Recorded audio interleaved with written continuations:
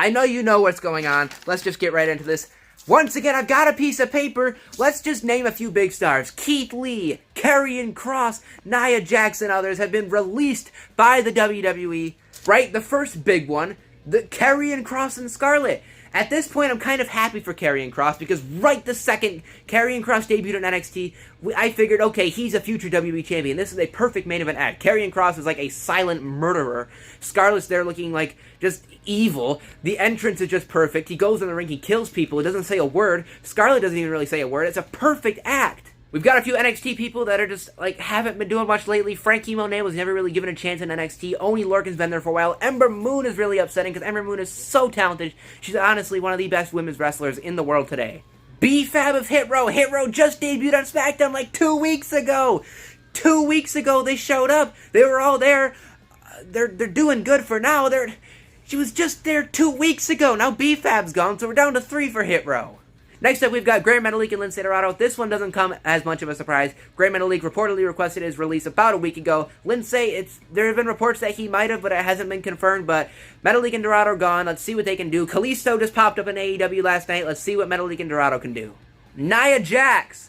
Now, this one's an interesting one because I'm certainly not a big fan of Nia Jax, and I don't wish unemployment. I don't wish the firing and releasing of any wrestler, no matter what I feel about them, because they're all human beings who are now losing their jobs that they've had for years and we're hoping to have for years to come.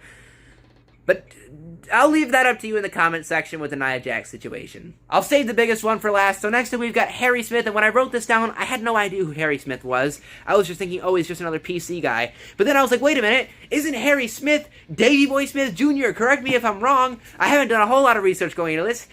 They re-signed Davey Boy Smith Jr. because, it just makes sense. British Bulldog just went in the Hall of Fame, last year, 2 years ago, something like that? And he didn't even appear on programming once.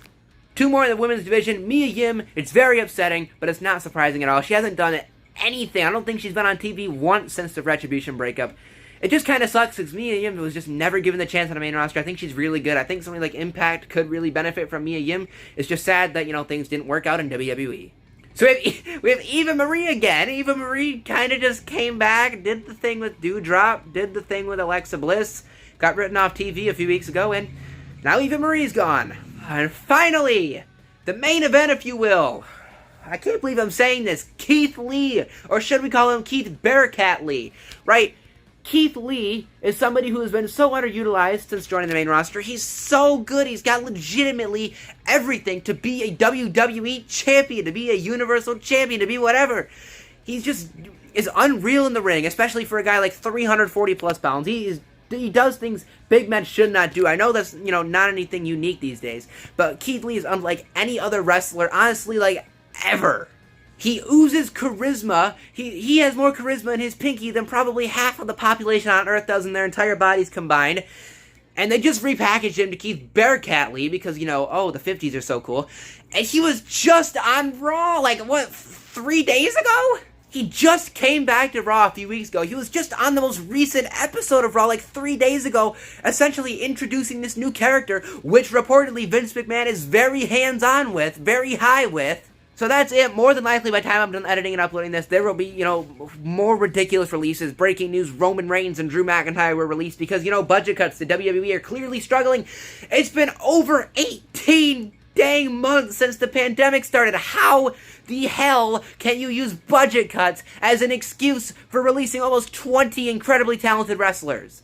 I just don't understand. They're almost asking to have more people tune away from WWE, to stop supporting the WWE and support AEW. I'm a pro wrestling fan. I support WWE, I support AEW, I support all the other companies. Although I may not regularly watch Impact and Ring of Honor and New Japan, I support what they do. I hope for the best for all of them. I'm a pro wrestling fan, but man, they're just asking for you to stop supporting them and to go support AEW. So that's it, I guess. I thank you guys for watching. If you enjoyed this, just another heartbreaking video to make. Smash the like button, hit subscribe if you're new and all that. How do you mess up Keith Lee?